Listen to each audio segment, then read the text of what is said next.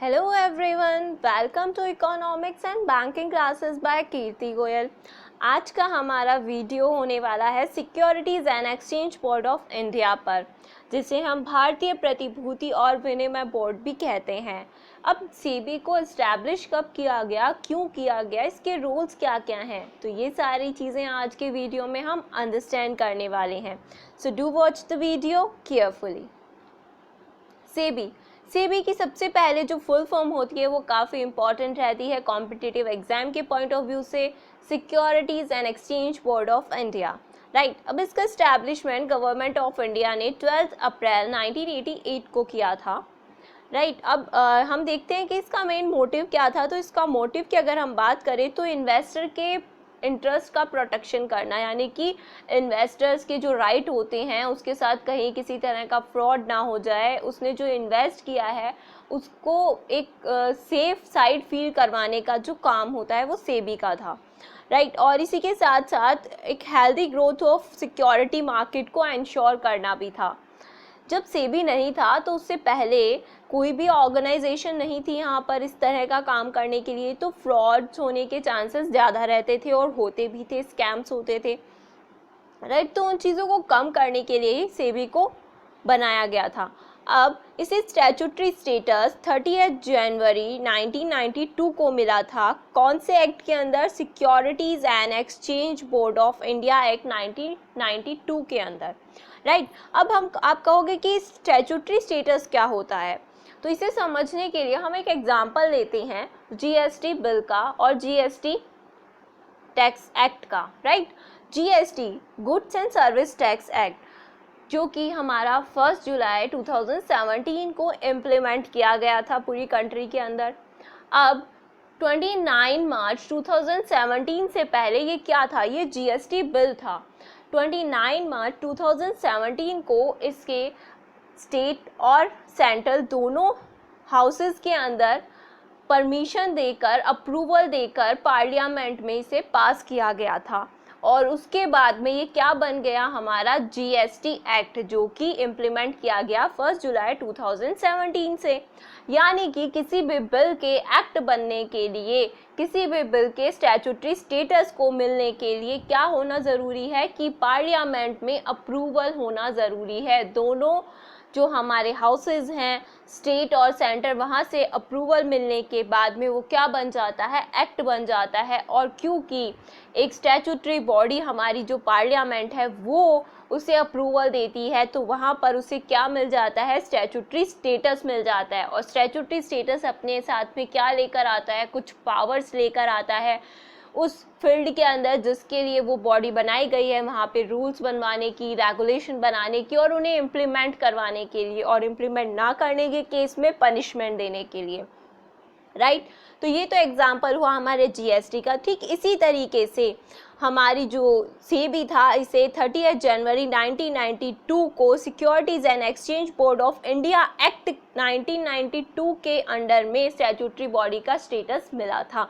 यानी कि यहाँ से इसे वैधानिकता मिली थी, एक लीगल अपीयरेंस मिली थी। तो अगर एग्ज़ाम के अंदर क्वेश्चन पूछा जाता है कि हमारी सेबी का इस्टेब्लिशमेंट कब हुआ था, तो हम बताएंगे 30 जनवरी 1992 को हुआ था। और ये क्वेश्चन कॉम्पिटिटिव एग्जाम्स के अंदर अक्सर पूछा जाता है एमसीक्यूज़ में।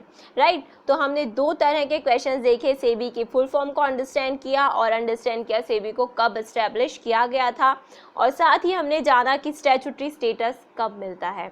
राइट, अब हम देखते हैं कि हमारे सेबी के इस्टेब्लिशमेंट का रीज़न क्या था। जैसे कि अभी हमने एग्जांपल लिया जीएसटी का, गुड्स एंड सर्विस टैक्स का। अब गुड्स एंड सर्विस टैक्स को क्यों इम्प्लीमेंट किया गया था, हम सभी जानते हैं अच्छे से, ताकि हमारी पूरी कंट्री के अंदर एक ही टैक्स की यूनिफॉर्मिटी रहे, ताकि इंट्रा स्टेट बिजनेस कंडक्ट करने में किसी भी तरह की प्रॉब्लम ना हो। इन्हीं चीज़ों को ध्यान में रखकर, उस यूनिफॉर्मिटी को ध्यान में रखकर ही जीएसटी को इम्प्लीमेंट किया गया था। ठीक उसी तरह सेबी को इम्प्लीमेंट करने के क्या रीज़न थे? सेबी को जब नहीं बनाया गया था उससे पहले, मैंने अभी थोड़ी देर पहले भी आपको बताया था कि कोई रेगुलेटरी बॉडी नहीं थी जो कि स्टॉक मार्केट को, वहाँ के बिजनेसेस को, माल प्रैक्टिसेस को कंट्रोल करती हो। राइट, तो इस तरह की कोई भी रेगुलेटरी बॉडी एग्जिस्ट नहीं कर रही थी। तो जब इस तरह की कोई रेगुलेटरी बॉडी एग्जिस्ट नहीं करेगी तो क्या होगा, इन्वेस्टर्स के लिए रिस्क है, उनके साथ में फ्रॉड हो सकते हैं, फ्रॉडल्स हो सकते हैं। तो इन सब चीज़ों को ध्यान में रखकर वहाँ पर एक रिक्वायरमेंट थी कि एक रेगुलेटरी बॉडी बनाई जाए जो कि हर तरह के जो काम होते हैं उनके अंदर ट्रांसपेरेंसी लेकर आए, वहाँ पर सब कुछ ऐसे होच पोच ना हो, एक पर्टिकुलर सिस्टम के अंदर काम हो, वहाँ पर कुछ रूल्स रेगुलेशंस हों, तो वो सभी के लिए अच्छा होता है, राइट। तो एक पॉइंट तो ये था। सेकेंड पॉइंट है प्राइस रिगिंग।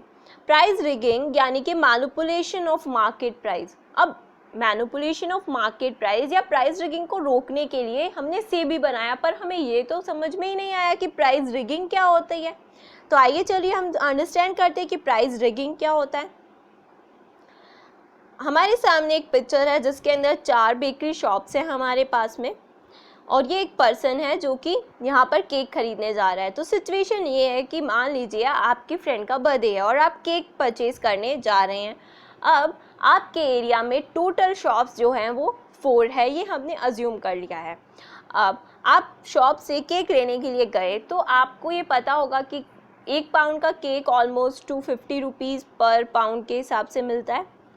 तो इन सब शॉप्स ने आपस में डिसाइड किया कि हम सब 500 रुपीज़ का केक, 1 पाउंड का केक 500 रुपीज़ का देंगे। तो अब इस कस्टमर के पास में क्या ऑप्शन है, आपके पास में क्या ऑप्शन है। अब ये शॉप भी 500 का दे रही है, ये भी 500 का दे रही है, ये भी और ये भी। अब आपको केक परचेज़ करना ज़रूरी है, तो अब आप क्या करेंगे कि 500 में ही परचेज़ करेंगे, यानी कि 250 की चीज़ आपको 500 में मिल रही है। किस वजह से? क्योंकि इन सारे शॉपकीपर्स ने मिलकर प्राइस को मैनिपुलेट किया, इन सब ने प्राइस को फिक्स कर दिया, जिसके कारण कंज्यूमर को लॉस हुआ। तो यही जब सारे सारे शॉपकीपर्स यानी कि सारी कंपनीज मिलकर अगर प्राइस को रिजेक्ट करती है तो इसे ही हम क्या कहते हैं, प्राइस रिगिंग कहते हैं। ठीक है, तो ये क्या होती है, हमारी प्राइस फिक्सिंग होती है। तो अगर आपको ये पॉइंट ध्यान ना आए तो आपको आई होप ये इमेज आपके माइंड में आ जाएगी, जिससे कि आप इसे कभी भूलेंगे नहीं कि प्राइस फिक्सिंग, प्राइस रिगिंग क्या होता है। तो इस प्राइस रिगिंग को रोकने के लिए या इंश्योर करने के लिए कि मार्केट में कहीं प्राइस रिगिंग तो नहीं हो रहा है फाइनेंशियल मार्केट के अंदर, ये सेबी की हमें ज़रूरत होने लगी थी। ठीक इसी के साथ में इनसाइडर ट्रेडिंग। अब इनसाइडर ट्रेडिंग क्या होती है, इनसाइडर ट्रेडिंग को समझ लेते हैं अब हम। सपोज ये एक कंपनी है, कंपनी के क्वार्टरली रिपोर्ट आई जिसमें ये पता चल रहा है कि ये प्रॉफिट्स इंक्रीज़ हो रहे हैं कंपनी के। अब क्वार्टरली रिपोर्ट है तो डायरेक्टर के पास जाएगी, ये रिपोर्ट हमारी इवनिंग के अंदर आई और नेक्स्ट डे से पब्लिश होना है पब्लिकली। तो ये जब डायरेक्टर के पास गई तो उस डायरेक्टर ने रिपोर्ट को बहुत अच्छे से स्टडी किया, स्टडी करके उसे ये पता चला कि इसमें काफ़ी प्रॉफिट होने वाला है कल, राइट, अनाउंस होने वाला है ये प्रॉफिट।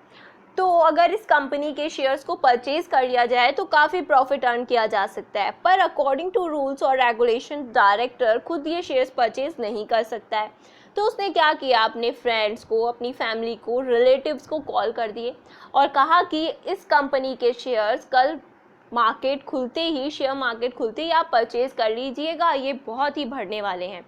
तो इन सभी लोगों को क्या हो गया, प्रॉफिट हो गया। किसके कारण? इस डायरेक्टर के इंफॉर्मेशन देने के कारण, जो कि क्या है, गलत है। इसे ही हम क्या कहते हैं, इनसाइडर ट्रेडिंग कहते हैं, राइट।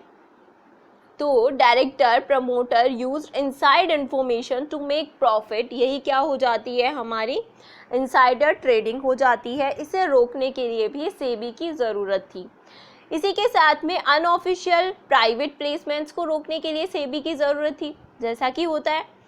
इसी के साथ delay in delivery of shares को रोकने के लिए, जैसे कि फिजिकल शेयर्स अगर पहले अलॉट किए जा रहे थे तो वहाँ पर क्या होता था, शेयर्स के अलॉटमेंट को लेकर, डिलीवरी को लेकर डिले कर दिया जाता था, फिर वहाँ पर प्राइस रिगिंग करी जाती थी या किसी और तरह के स्कैम्स, फ्रॉड किए जाते थे। तो इन सभी चीज़ों को रोकने के लिए सेबी की रिक्वायरमेंट थी। तो हमें समझ में आ गया कि हमने सेबी को क्या सोचकर इस्टेब्लिश किया था, क्या सोचकर बनाया गया था, राइट। अब हम देखते हैं रोल क्या था सेबी का। अब सेबी का रोल जो जो पर्पज़ उसे ध्यान में रखकर बनाया गया है उन सभी पर्पजेज़ को पूरा करना ही सेबी का क्या हो जाएगा, रोल होगा। तो यहाँ पर क्या है कि माल प्रैक्टिसेस को चेक करते रहना और इन्वेस्टर के इंटरेस्ट को प्रोटेक्ट करना, ये मेन मोटिव था हमारे सेबी का। इसी के साथ में इशूअर्स के लिए क्या था, इशूअर्स के लिए था कि उन्हें इजीली फाइनेंस इरेज करने का फेयरली और इजी वे में मौका मिल रहा था। पहले क्या था, जब सेबी नहीं था तो इन्वेस्टर फाइनेंशियल मार्केट के अंदर, स्टॉक मार्केट के अंदर इन्वेस्ट करने से डरते थे क्योंकि उनके साथ में फ्रॉड्स हो जाते थे। लेकिन जब सेबी आया तो इन्वेस्टर को, आपको, हमको, सभी लोगों को एक श्योरिटी मिली कि हमारे साथ फ्रॉड नहीं होगा। तो इन्वेस्टर वहाँ इन्वेस्ट करने लगे जिससे कि जो इशूअर्स थे उन्हें इजीली फंड मिलने लगे, राइट। ठीक इसी के साथ इन्वेस्टर के लिए एक तो हमने देख लिया माल प्रैक्टिसेस और इन्वेस्टर का इंटरेस्ट दोनों प्रोटेक्ट करना। साथ ही इन्वेस्टर को क्या करता था, नेसेसरी प्रोटेक्शन देने के लिए एक्यूरेट और करेक्ट इन्फॉर्मेशन प्रोवाइड करवाता है। एक्यूरेट और करेक्ट इन्फॉर्मेशन एक कस्टमर को मिलना बहुत ही ज़रूरी है। पहले जब सेबी नहीं था तो मार्केट के अंदर रूमर्स पे ही बिजनेस कंडक्ट हो जाता था। आप उसका स्टॉक ब्रोकर बोल देता था कि इस शेयर के प्राइजेस बढ़ने वाले हैं और उस शेयर को परचेज कर लिया जाता था। स्पेकुलेशन के ज़्यादा चांसेस क्रिएट हो जाते थे। तो इन सब चीज़ों को कंट्रोल करने के लिए, कम करने के लिए सेबी को बनाया गया और सेबी ने इसमें अपना काफ़ी अच्छा रोल प्ले किया है। ठीक इसी तरह इंटरमीडिएटरीज़ के लिए भी सेबी इम्पॉर्टेंट है क्योंकि ये कॉम्पिटिटिव प्रोफेशनल मार्केट प्रोवाइड करवाता है इंटरमीडिएटरीज़ को।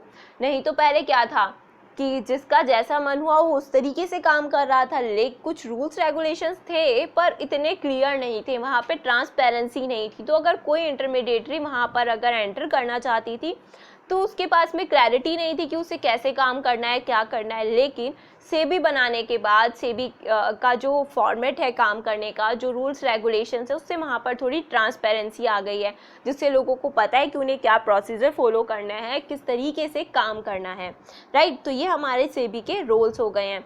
तो अगर आपको ये वीडियो पसंद आई हो तो please like, share and subscribe and press on that icon for further notification. Till then, अगर आपको कोई क्वेरी हो तो आप मुझसे कमेंट सेक्शन में पूछ सकते हैं। Keep learning. Thank you.